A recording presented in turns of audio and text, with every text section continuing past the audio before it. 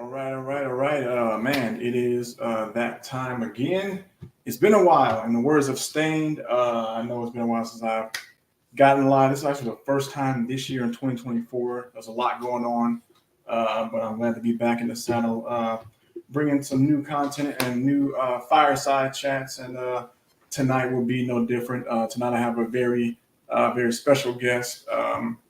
Man, this guy, me and this guy go way back. We go way back. 20 plus years of friendship.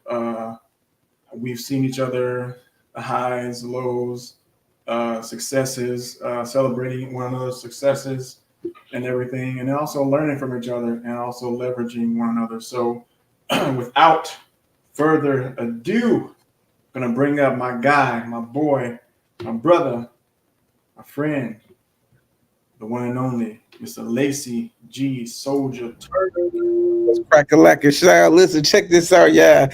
I gotta do my slogan, man. It's your favorite rapper's favorite rapper, the best fan writer and director in St. Louis, facts, award-winning published author, actor, journalist, actor, business owner, nominated Hollywood music artist, #1 bestseller, #1 business service of the year award recipient, Lacey G-Souldier Turner. In the building. In the building. Hey, look, let me say this before you get started. Say, look, I usually do this from home, but I'm in my family reunion. You know what I'm saying? I wasn't gonna come out of town, but I was like, you know what? I'm gonna come out of town, and anytime I say I commit to something, I commit to it. So I'm in a hotel room, and we live doing this. Let's get it. That's what's up, man. I'm actually so glad that you actually agreed to this because it's been a long time coming, and yeah, that's what's up. So I kind of wanted to kind of go through first, kind of give everybody a short list, because the list is long. I got to give people the short list of the accomplishments, man. Rapper, several songs, battle rapping under his belt, videos to your credit. The author of Ibiza and co-author of a book, Black Man's Point of View. Going to get into that. Filmmaker, owner and founder of 4 Feet Off the Ground Productions, voice for activism and social causes. Journalist, written for the Narrative Matters and for the St. Louis Argus. Podcaster and host of Uncensored Conversation, found every Monday night.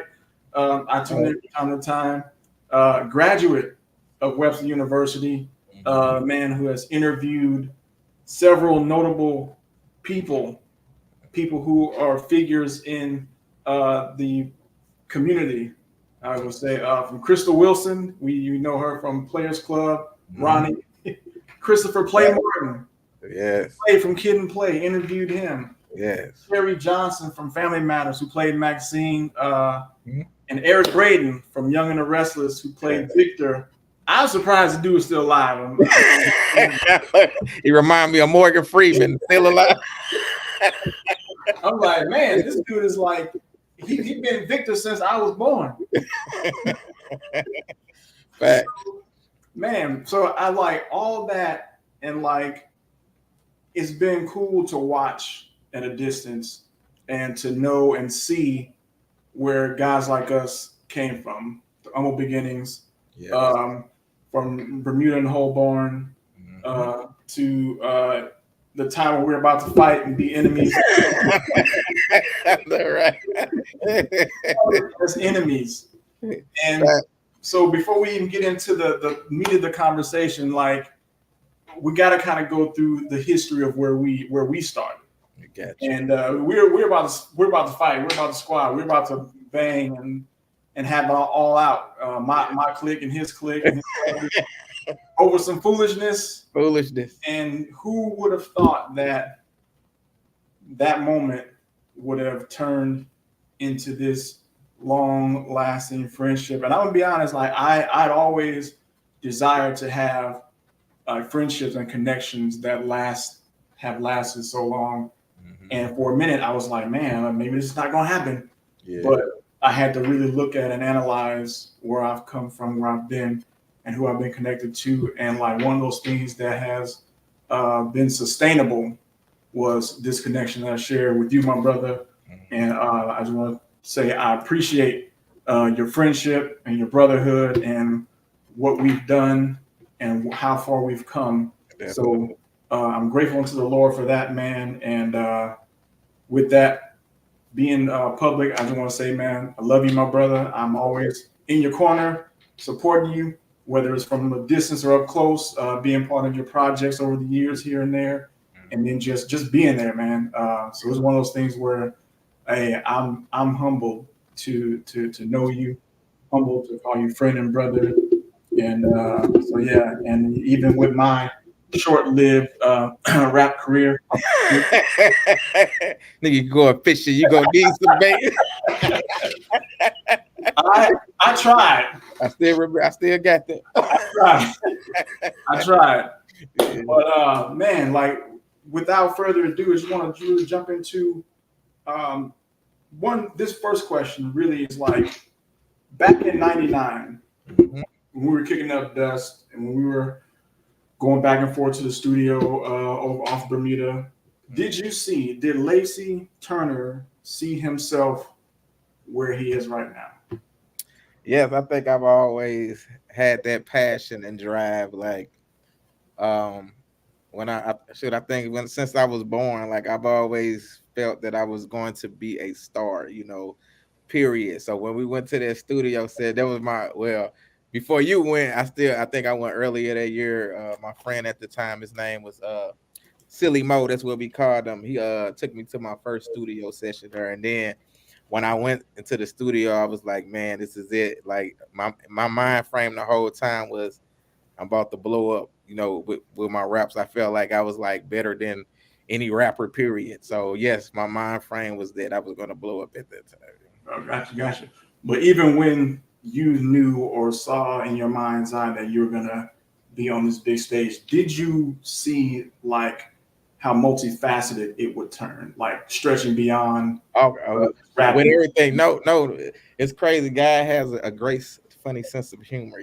Like I didn't even know. Just like you said, right now, me interviewing people like all these celebrities, like I had no intention on interviewing anybody. Period. Not even when I first started. You know what I'm saying? Like I got the journalist job at the Narrative Matters, and let me tell you the story. So Mm-hmm. I had reached out to play when I was in college. This was like 2015 because I was doing a documentary about failure as a means to success. So it was just talking about it was going to talk about all of the celebrities who you see at one time. A lot of times they fail to get to where they at. So it was okay to fail while you're on your journey.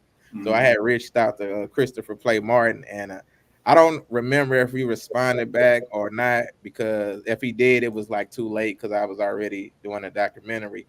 So one day, I think I interviewed him probably, I think it's about 3 years ago now.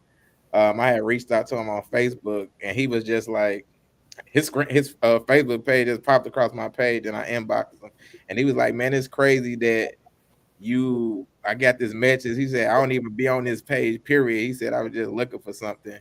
So he just I was like, well, I want to interview you. I don't even know why I said it, because I've never interviewed nobody. I didn't know if I had no great interview skills or nothing. So we did about a week or two later, we did the interview, almost 2 hours, and Oh from there wow. on, it just catapulted. And every celebrity I interview, I don't know if you've seen Brandon Hammond, the one who played the Jack Yeah. Soulful. He was like, "Hey man, he's like, I check out your interview. He's like, you have a way of that you make it personable when you interview people, and you make us feel comfortable like it's just a regular conversation." So Right. I never knew that back then. To go back to what you were saying, I've never knew that, or these other things that's been happening in my life at all. So Yeah, that's strictly music. right. And so like were you surprised that it started to branch out beyond music? And at what point could you tell or could you perceive that okay, music is gonna start taking a little bit of a back seat while I stretch forth into these new arenas? Okay, so let me tell you this other quick story. So this is where I say, me, like, one thing I've done in life ever since this has happened. Also, I just, now, you know how we try to set paths for us, like, okay, I'm gonna do this, then this is gonna happen, then this gonna happen. Like I don't do that anymore. And I'm gonna tell you something, and it's all started 2 years ago.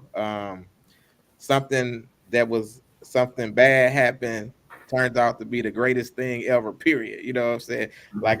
Like I wanted to interview, like The Wire is my favorite TV show.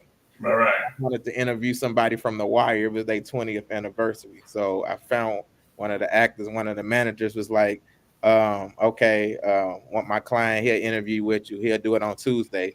He didn't show up for the interview, and it turned out to be the best thing ever. So let me break this down. So I was waiting for an hour. He never showed up. I was on StreamYard, and then I was like, okay. So his manager hit me up. She was like, how did the interview go? She had emailed me. I was like, he ain't show up. And she was like, what? Hold on.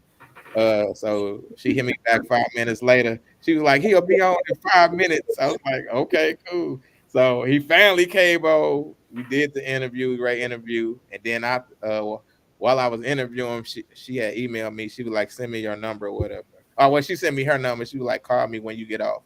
So after the interview, I called her. She was like, I apologize for that. And I was like, nah, it's okay. We got it. And she was like, nah, sometimes it's okay to say something's not okay. And then she asked me, like, what did I do? I was like, I do music, films and stuff. So she was like, send me some of your stuff. So I sent her some, and she hit me up like 2 days later. She was like, it's very hard to impress me. And she was like, you really impressed me. Like, she was like, I don't say this lightly. And she was like, I want to take you on as a client.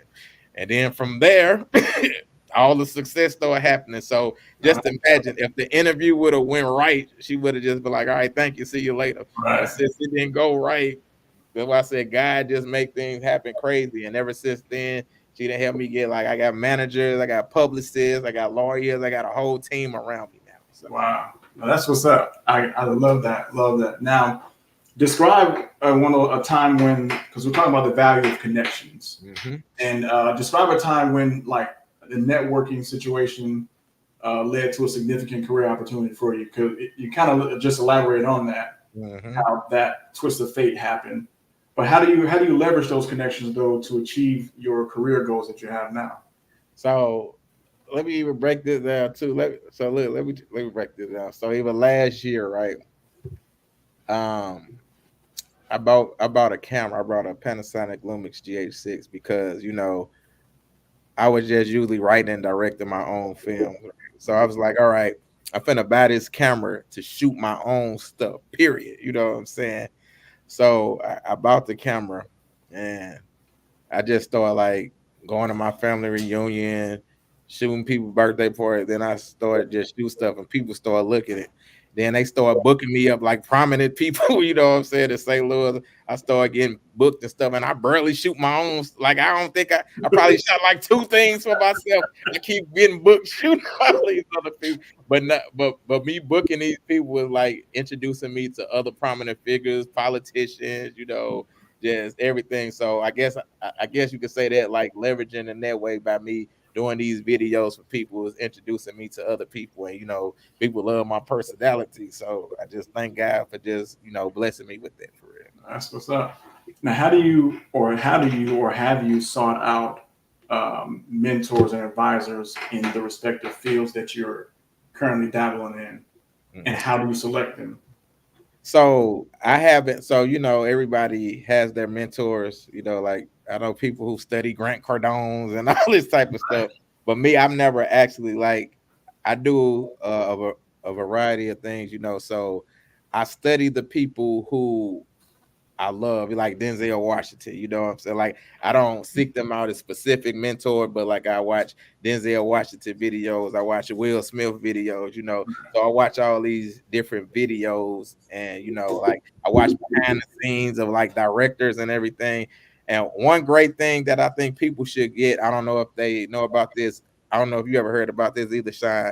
Master class. Have you ever heard of that? Yes, So yes, I I'm so I familiar with got that. Yeah, so I got that, and it's they like 140 a year or whatever, and they have all these people with their master classes. You can watch each class, you can do workbooks, and I learned so much from, like, Spike Lee and a that. lot of things that I've never known. So when it comes to mentors, like, I just do that master classes. I seek out people that's in my field, And Right. also another great thing I think people should do. I want to say this because I think a lot of people should do this. Like I go to therapy also. I think everybody like I listen to Charlemagne and he was always saying it's healthy, you know what I'm saying, to talk to someone, get a therapy. A lot of people frown on that and look at it as a bad thing.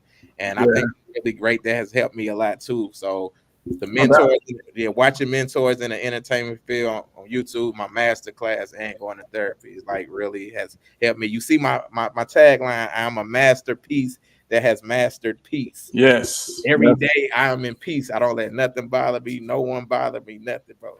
And that's what's up. Because I think one of the things that I just recently also started therapy. It's psychotherapy, which I don't want people to be thrown by the hearing the term psycho. Oh, like he's a psycho. Oh my god, like he's crazy.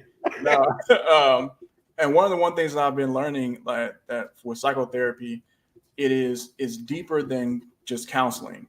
And what it does is it rewires the brain to function from a healthy standpoint from traumas. And we see that I'm understanding that we have had environmental traumas in like how we grew up. yeah, We have relational traumas and even on down to community traumas / cultural traumas. So just learning from that, man. And I don't know why the stigma like started with our community. Like we don't talk to people, we don't talk to people about and that's been the most detrimental thought paradigm for us to even have to not want to talk to anybody. Was like we want to operate from a place of wholeness and in a place of health. So I definitely commend not just myself but you on that, because as Black men we need that.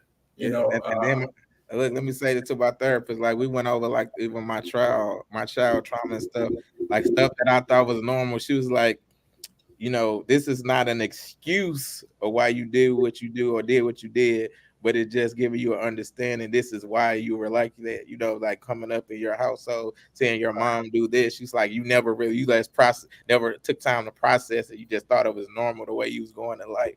And she was like, it's no excuse for it, but now, you know, you have an understanding of why. Exactly. And that's like very powerful, because now both you and myself going through that, we can now function from a place of wholeness. Like one of the things I understood that it takes 30 days for the human brain to process a traumatic event or a traumatic circumstance. So if you get like compiled trauma, like 3 or 4 events in a month, that's a great duration of time for your brain to be processing that in order to go forward and move forward with some level of normalcy, because the brain kind of creates a new normal out of those traumas. Right. So man, that's powerful. So I definitely commend you on that, bro. You too, brother. You know what I'm saying? So I want you to share a story. All right. Of a significant challenge that you faced on the road to being where you are now, and how did Lacey persevere through that thing? So I know it's a lot. I know it's a lot of challenges. Yeah. Like, which one you want me to pick? Put it in the hat and shake it up. I think I'm gonna talk about one that was in. I think that I put in your book too. You know, like oh yeah. I think when I was going to Webster University and was it Right Hand Man? I think it was Right Hand Man or Beta. Which one? I was Right Hand Man. Okay, yeah, Right Hand Man. I remember this teacher, you know, everybody was like scared that they was gonna fail them and everything, you know. So when we used to sit around and everybody showed their films out there was created. And then when I show Right Hand Man at the end, you know the end in the case people ain't seen it, I don't want to spoil it for them. But it's an ending where it was supposed to be a serious matter. And then everybody, including the instructor, was like, "Ah, man, yeah, you need to turn this to a comedy and all this." And I was like, "There's nothing funny about what just happened." You know what I'm saying? Right. Period. So everybody was like, "When you do what she said," you know what I'm saying? So I stood on my ground, though. I was like, I'm not changing. You know what I'm saying? Like I just stood on my ground, and because I feel like when I go out in the world, I want to be a leader. You know what I'm saying? I want to be a follower or any of this type of stuff. So then I think at the end of the class or something, I forgot, the instructor came to me and she was like, "You're gonna be a great filmmaker." She was like, "You didn't let me move you away or sway you from your, what you stood on and everything. And I got an A up in this, bud. Yeah, that's what's up. That's But what's up. then it's also been challenges in film. Like, me, I'm one of those filmmakers that like to take a chance on inexperienced actors too. Even though I, recruit experienced actors, I like to give people their dreams, because some people don't even know where to start or don't have resumes. Right. So, and sometimes it can bite you in the butt. So it's been times where I talk to an actor, I be like, "Are you sure you're gonna make this?" Or they're like, "Yeah, yeah." Very next day, "Oh man, I can't make it." You know what I'm saying? They don't know, like, this is a group of people. Everybody's a part of this. The cinematographer, Right. the crew, the cast. You just can't be like, "All right, next time." No, Right. But fortunate for me, I have people that step in for me. Period. You know what I'm saying, at all times. So Right. yeah. And that's what's up, because I and that's one of the things where some projects I've ceased to like work on, because it's like, okay, if there's like an overabundance of people who I just want to be in the movie. I just have been in the movie. It's like, oh no, I can't work with it, because it's the level that they approach it with. You know what I'm saying? Like they're gonna approach it with a level of cavalier where they're not taking it serious, and I'm like, okay, I can't rock with that. You know what I'm saying? Yeah. So, but yeah, so how does Lacey stay focused? Because I know sometimes when there's a lot of lanes open Mhm. and there's a lot of things going on, like sometimes we can lose focus in the shuffle of all things. So how do you stay focused on your long-term goals, especially when the time comes where you face setbacks? Because we face setbacks, Mhm. and sometimes the setbacks can make you feel like unmotivated to kind of push through. Mhm. So how do you deal with that? Well, with me, man, it's really different because I trust in God so much. Even like I've learned to, even with setbacks, like I thank God when things go good, and I thank God when things go bad. Cause I'd be like, maybe this wasn't for me. You know what I'm saying? Right. Like, you never know what God has built up for you or around the corner. You know what I'm saying? Mhm. So with me, my motivation is just I want to win. Like, Right. let me tell you this story too. So, and this helped me along the way dealing with that. This is a Spike Lee story. So I remember I went to see Spike Lee at Webster. He came to Webster University to speak. And Okay. he was talking about how, he got his kids in film school and all this type of stuff. And then everybody, all the people in the film program, they was running up to him, giving him, their package, their films and everything. And epiphany hit me. I was like, man, this man ain't finna help these people. Like, bro, you have to make it on your own. He got his own family and all that. I'm like, man, probably as soon as he leave, he probably gonna go throw all this in the dumpster. So you know what I'm saying? And that epiphany right there hit me up and be like, nobody's gonna help you but you. I feel like the drive you put in, though, God will open those doors for you. But so that's what made me stay focused though. Like, every single day work, because I know the end goal. For if you're not working, it's somebody working twice as hard as you, if you being lazy and everything. So I worked. Anybody will tell you I just work 24/7. If something don't happen, I'll be like, okay, that wasn't for me. Keep on going, keep pushing.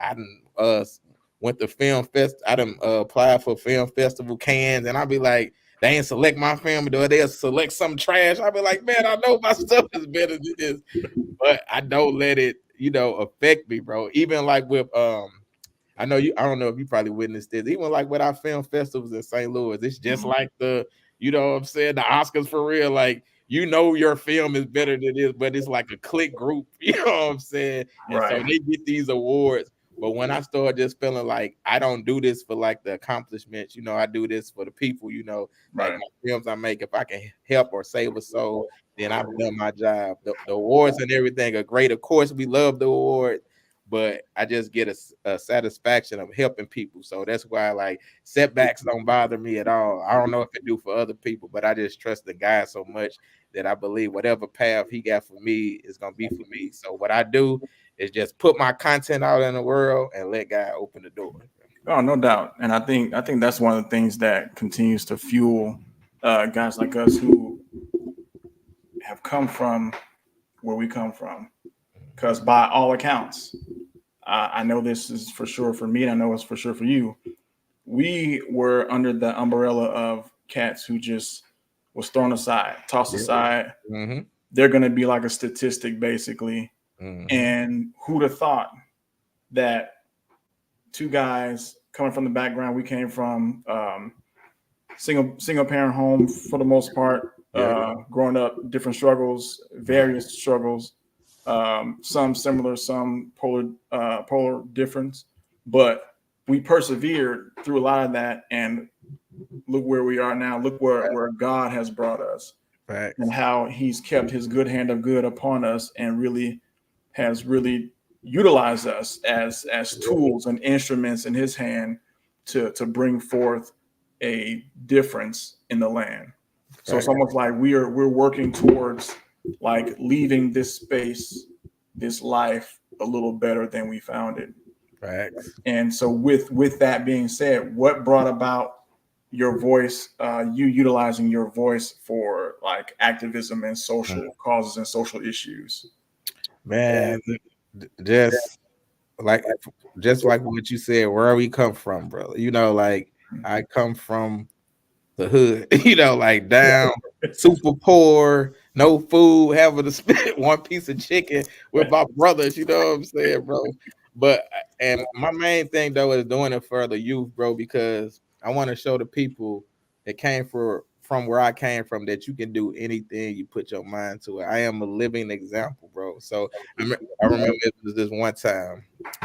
Um, when I sold out my first theater. So it was this female, I forgot her name, but she was like, okay, you finna go to this theater and meet this head person. He was like, you need to wear like a suit or something, so you can press him. And I was like, nah, for the dress, I want to, my regular dress because I want to make them respect me for me, period. You know what I'm saying? For how I look. Right. And today, the dude at the theater, his name is Landon. Like he loved me, respected me. He saw the crowd that I brought out and everything. And today, he was like, hey man, I rock with you, and I made him respect me for the way that I am. And so that's why when I do my activist things, I want to show me in this light and show the kids like, look, I'm a successful, like you said, battle rapper, a journalist, a film director. I won movie awards, business of the year awards. I was like, and I came from the same place you came from. Right. So it's really important to me for the youth. Actually, that's why I do the activism, because they are the people that's following behind us. And I try to be a leader because you see we got all of the sexy reds and all this type, what I'm saying? They looking at these people following behind the wrong thing. So that's why I always try to lead by example, like period with everything I do. So the reason to answer your question, get a reason why I'm the symbol for activism and the things I do is for the youth, especially the people that come from where I come from, basically. Right. And so, what you made mention of several awards that you've won, and from my standpoint, from my vantage point of what I've been seeing over the years, well deserved. Because my thing is, I'm a big advocate of hard work always being rewarded, and whatnot. And my thing is, the ultimate reward coming when this life is over with, and we ascend to the Lord and to heaven and whatnot, with the Lord saying, "Well done, thou good and faithful servant." You recently, I want to get into the award that you recently just received up in Jefferson City, but before I get there, I want to highlight the book that was inspired by the film, the original film, Abita. So where did that come from? Okay, so just like I was saying in college, it's from Webster University. It was my senior thesis film, and I was the only African American in the film program at that time too. Okay. So a lot of the film students, they were just making these crazy donkey films, and I've always looked at my films as this is going to be my resume when I leave college. Like to try to get in the door to places. So everything I make, I always try to create dialogue and create a message. So after my first film, Right Hand Man, was successful, I wanted to do a film about bullying. Mhm. And then with this film, I didn't want to act or actress, I wanted somebody to play the main character who was actually getting bullied. You Mhm. know what I'm saying? So I felt this was going to change her life if, see that, look, you can do what you put your mind to, see you on a big screen and, help her out, which it did in the long run too. You know what I'm saying? Like, it was great. So it came from that. So I was like, I wanted to talk about bullying. So I wanted to get somebody who was actually getting bullied. And then I just even looked up the name of Beta. I wanted the name to be associated with, something powerful. So it stood for fearless, brave, and courageous when I looked it up. So that's why I named it Abita, and everybody loved it to this day. Still, I got schools still want to turn it into like their programs in their school system and everything. Oh, So nice. yeah, my girl, we working on that and stuff. So Oh, nice. And speaking of Abita and the theme that the film and the book was based around, I wanted to get your thoughts on the Hazelwood East situation with Riley Gain and the young lady that was bullied. But we didn't get the backstory. mhm. I didn't get the backstory. We just got what we saw Yeah, the visual, yeah. in the footage. Mhm. And I'm just like, oh my gosh, like, oh, that's somebody's baby still, And then all the rest of the information started to come out where the young lady was the That she wanted aggressor. there, yeah. Yeah. And so it was like, okay, how much can she take until it just exploded, And I understand. And I had to get corrected by my dear sister, Tara Michelle. Shout out to Tara. And she had let me to understand, like, get the whole story Mhm. before, like, I have a decision and before I Mhm. make a decision. And when I saw that, I'm like, wow, like, could Abita, if Hazelwood East could have adopted that program and that book and everything, or seen the movie, Mhm. could that have been? Do you think that could have been something that could have been prevented? Definitely, because it's even a scene in a beta where the main girls is messing with a beta. A beta is way bigger than a main girl, but they're picking on her. The Right. teacher's not seeing this, so they picking on her. She get fed up, start beating the girl up. So when the teacher walks in the room, she only sees the big girl and says, "You too big to stop her." You know what I'm saying? So Right. definitely, if the teachers, the instructors, the students could have seen this film, then this film can create dialogue. It can open it. It can be like, you see this, it's not always what you think it is or what it looks like. So I think it definitely could have prevented it. Gotcha. And I also think with today's landscape, it's also high time, and you already know where I'm going with it. It's about high time that we, with all the you just talking about sexy red. I, Yeah, I think it's about high time that we kind of start talking more about Fred's Diary. yeah, You know what definitely. I'm saying? So, Yeah. so I always love that he still talk about yes, this to this day. yes, because I feel like it's a powerful message, another powerful message that needs to be put out there. But also, as we get ready to wrap this up, so I don't want to impose too much on your time. I know you had a family reunion Nah, and everything. you good, brother, you good. I already left. But, like, I'm out. But with the award that you received in Jeff City, I want you to kind of really um, highlight that and talk about that. And as far as where it came from, like what were the situations in which spawned that, and then would you say that to this date, that is a crowning achievement for you at this point, at this stage in your career? Yeah, definitely, because it kind of like summed up and highlighted everything that I've been doing. Period. From the award is basically, it was the service of the year for the community. So Right. it comes from me, like, just with the articles I write. Like, I write a lot of, not just interviews, but just talking about being a proactive for people who don't have a voice. Mhm. When like the government, our mayor, or anybody is trying to shut out people, take their properties and everything. I'm shedding light on different situations.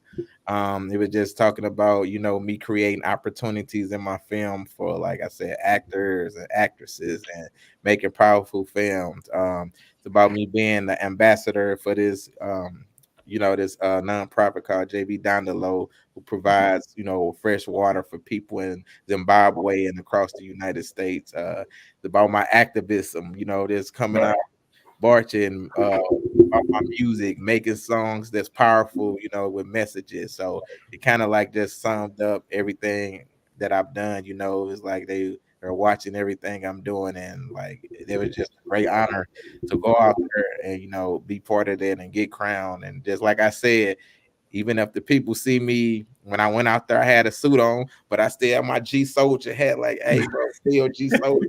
You know what I'm saying? Like, I but still represent for the people where I come from, Right. no matter what. So, yeah, so it's definitely a crowning achievement, and I just thank God for everything He does, man. That's what's up. Because my thing is now with that crown jewel on the head of your accolades right now, that puts people on notice because now it's like you got Jeff City's attention. You know what I'm saying? Of the Let me say this. Let me say this, man. This is why God is so great, bro. Listen, I got I've done my music all my life, and I just wanted, to be. I was like, God, straight, let me get nominated at the Hollywood Music Awards, bro. Wow. I was like, it was 2 years ago, but I got my plaque right now hanging on my wall. Man. I was Nice. nominated with the likes of John Legend. I'm on a real red carpet. Got Wow. the real media. Hey, calling my name. Gee, look this way. Look this way. My name is on this big billboard. I'm around all, sorry to say this, all the white people, you know what I'm saying? But I'm just like, bro, like, man, you cannot tell me that God cannot make your dreams come true, no Wow. matter Right. what. But it's all about your hard work and discipline. You can't be lazy and be like, God, why ain't nothing happening? You know what I'm saying? Right. You definitely have to work at it. But I'm a living example. If you put the hard work in, God will open doors for you. You got to be focused and everything, period. Because Right. when I first went to college, when I graduated school, I ain't give a crap. After I graduated high school, I was like, Right. I don't care about that. But when I got focused and knew what I wanted to do, nothing could stop me, bro. And that's what I'm saying. Like many years later, I just felt I was unstoppable. Like when I really cared, man, I wanted to sit in the front seats in school and everything. I remember my teacher gave me an A minus. I was like, oh nah, bro, look at all this. I need my A. Man, I don't want no A minus. I want what I deserve. You know what I'm saying? Like, go ahead and put that straight line on that, make it an A plus. When you take your life serious, bro, and you really focus and you really disciplined, man, listen, I'm telling you, God will open these doors for you, man. Just you got to stay working at it hard, bro. Man, that's what's up. That's what's up. And to wrap this up, one last thing. What would you say? And you kind of, in a sense, hinted on it throughout the segment. What would you say to that? Not just the young person, the young person who come from the background we've come from, that person who may be in middle school or high school right now. What would you say to that young person who's even in college now, like seeing you where you are and what you're doing? What would you say to them as like, if you can encapsulate your words like a time capsule, and someone who has the background we came from could dig that up 5 years from now, what would you say You said, what would I say to them about just where you come from and where you are? What Okay. would you encapsulate? How would you encapsulate that as a message of Okay. motivation to them? So look, I would tell people this where I come from. So I always tell anybody who's close to me in my life, this is what I want them to do. Pertaining to me, I want them to evolve this in their life. I always say it's two words. There's inspired and there's ambition. Mhm. When you're ambitious, you'll do anything to get where you want to go. You will sell out your own people, you will do whatever. But when you're inspired and it is of God, you're going to succeed in everything you do. So never be ambitious, always be inspired. So I would say that I've always been inspired in any and everything that I've done, and the Lord has showed you. That's what's up. That's what's up, man. I just want to know. I want you to know, rather, I'm inspired by you, my brother, and where we've come from, and just being connected with the two of us, and how God has kept us connected over the years. Even though life has that strange way of kind of putting you on different trajectories, but even with you being on us being on two different trajectories, we're always like pick back up. No matter what. Hey, oh yeah, let me say this too. God put this on my heart to say too. So listen, people out there, make sure you are aware of the people that you keep in your life and involve in your life. You know what I'm saying? Because like me, I could probably count my friends on like one hand. You know what I'm saying? Like period. You know what I'm saying? Everybody doesn't have your best interests at heart. And surround yourself with people, positive people who want to see you succeed, and even people that are smarter than you. Like period. You know, so keep those people close, because I've never understood. I used to be like, what do they mean? It's lonely at the top. I don't know what they talk about. Heavy is the crown. Heavy is the head. Where the crown. Right. And I started coming up.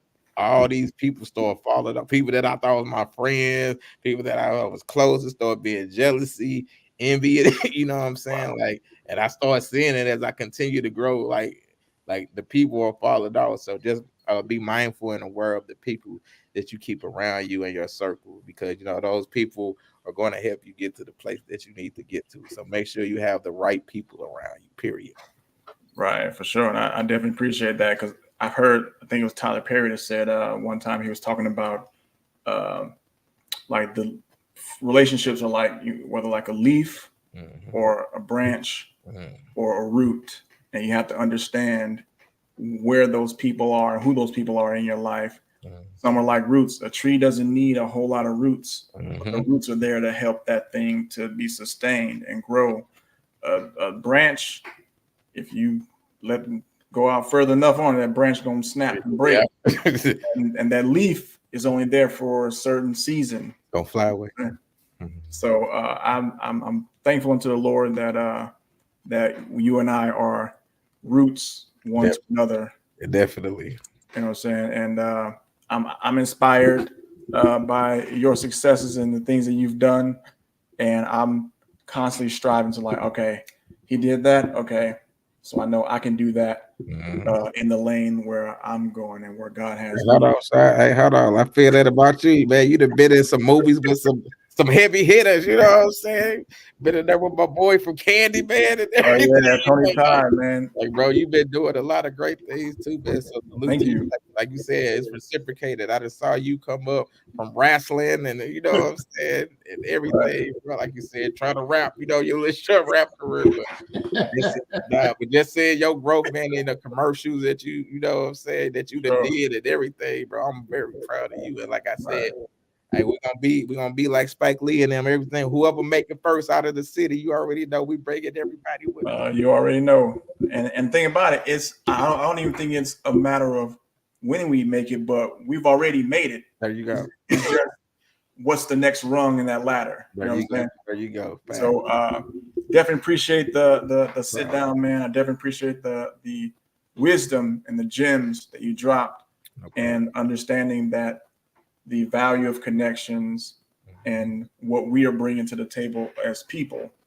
and what we're doing, achieving successes, and what the value of those connections and values that we have with people. I think that's a huge thing, and it's not about being jealous or envious of what a person is achieving or doing. Facts. The perseverance that people have, it's more about, okay, how can I do that in the lane where God has me? Facts. That's really what it's about. It's not about, oh, this dude over there doing that. Oh, exactly. It should have been me. It should have been me. Be like having the David Ruffin. How does it feel to be me? Ain't nobody coming to see you. You wish you could work like me, but you can't. But in fact, I've been thinking, Sean, we need to call this show G-Souldier and Sean. Right. So, but yeah, man, I definitely appreciate it, and continue to go on, man. Like, what what's next for G-Souldier? If no one knows you from my platform, how can they reach out to you? How can they connect with you? And what's next for Lacey Turner? All right, man. Look, man, I'm working on comedy. I'm working on my new comedy film, Uncensored the Stage Part 2. Hopefully, we should wrap that up. Hopefully by next month, because I want to start premiering it in the theaters. I'm working on a big multi-million dollar documentary about bullying, so that'll be coming out too. I'm heavy into music, like I'm back on my music stuff. So my manager has got me dropping singles and everything. So I'm feeling great about that. Okay. Yeah, man. I'm just doing a lot of things. I got my podcast every Monday night. A sense of the conversation. We're working on something big also. I can't talk about it with Darius Bradford right now. Okay, sounds good. And yeah, man. So yeah, that's it, man. You know what I'm saying? I'm just working on a lot of different things, man. And look, y'all can catch me, G-Souldier, on all social media platforms, and they got a U in it. It is like your soul, so it's GSOULDIER, God's Soldier. G-Souldier. So it's on Instagram, TikTok, everywhere, and on Facebook it's Lacey G-Souldier Turner. All right, and also make sure you trademark that name. I already got a trademark. Okay, that's what's up. I told you, bro, what I got. Hey, look, what I got my business. I told you, bro. I've been on it, bro. That's what's up. So yeah, man, but I appreciate it, man. And to everybody who's tuning in, I appreciate the comments. There's gonna be more interviews and things to come. Like I said, I'm interviewing people, trying to be like my boy Lacey here. The big names gonna be coming soon. Just the big names gonna be coming soon, man. Huh? I'm just a little fish, what I mean? Nah, you're God's fish. There you go. God's fish, man. But I definitely appreciate you, man. And enjoy the rest of the family reunion. And to everybody, you already know. Until next time, deuces. Yeah, later, bars.